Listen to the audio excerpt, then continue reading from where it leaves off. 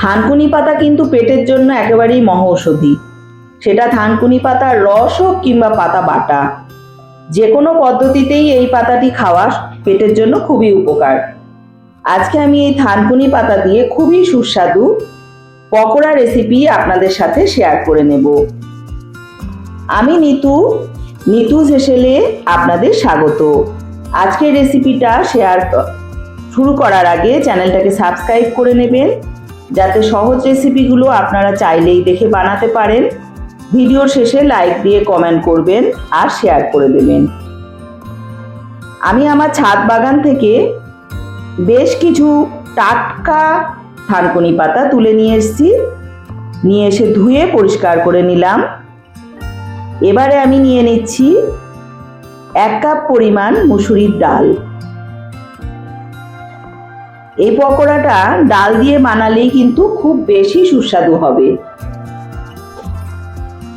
আমি এবারে মুসুরির ডালটাকে জল দিয়ে ভালো করে পাল্টে পাল্টে ধুয়ে নিচ্ছি পরিষ্কার করে।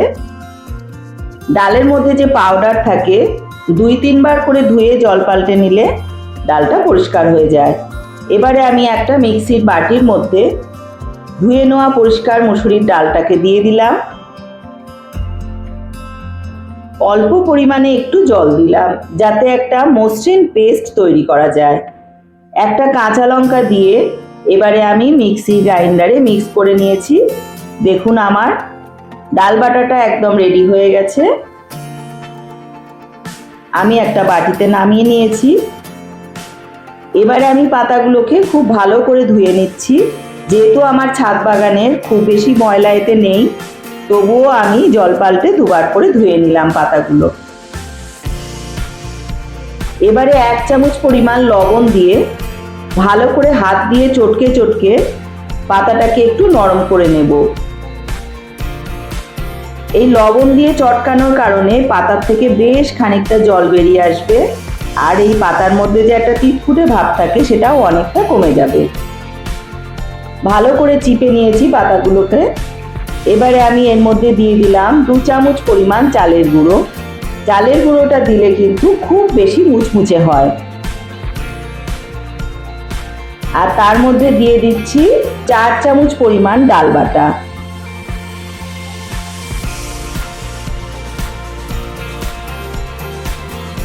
সামান্য পরিমাণে একটু চিনি দিয়ে দিলাম, যেহেতু পাতাগুলো একটু তিতকুটে হয়। 1/2 চামচ পরিমাণ কালো জিরে দিয়ে দিচ্ছি।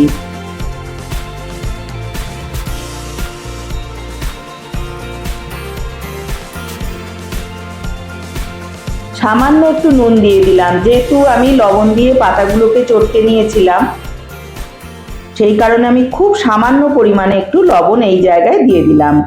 এবারে আমি ভালোভাবে সবকিছুকে মিশিয়ে নেব।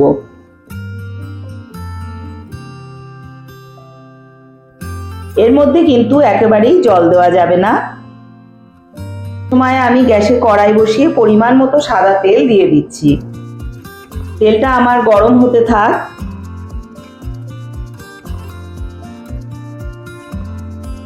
পকোড়া ভাজার জন্য একদম রেডি হয়ে গেছে। মাখাটা দেখুন কত সুন্দর হয়েছে। পাতলাও হবে না, আবার খুব বেশি শক্ত করেও মাখা যাবে না।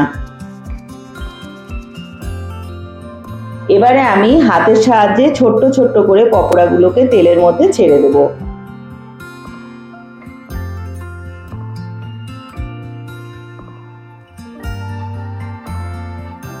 সব পকোড়াগুলোকেই আমি একসাথে ছেড়ে দিচ্ছি।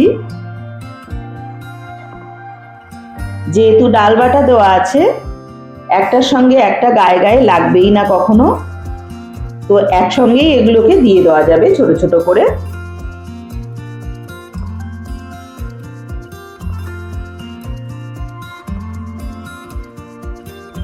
এক পিঠ লাল লাল করে ভাজা হয়ে গেলে তারপরে আমি পকোড়াগুলোকে উল্টে দেব।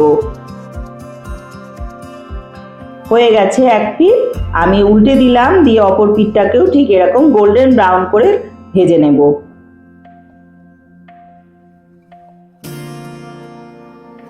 খুব তাড়াতাড়ি এই থানকুনি পাতার পকোড়াগুলো রেডি হয়ে যায়। গরম ভাতের সঙ্গে কিন্তু খুব ভালো লাগে খেতে, খুবই সুস্বাদু হয়। আর এভাবে একটু চালের গুঁড়ো দিয়ে ভাজবেন, তাহলে খুব বেশি মুচমুচে হবে।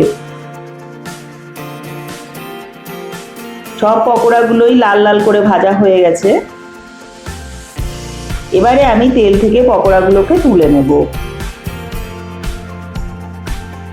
একটা বাটির মধ্যে পকোড়াগুলোকে উঠিয়ে নিলাম তেল থেকে। পকোড়া ভাজা রেডি। সুস্থ থাকবেন, ভালো থাকবেন।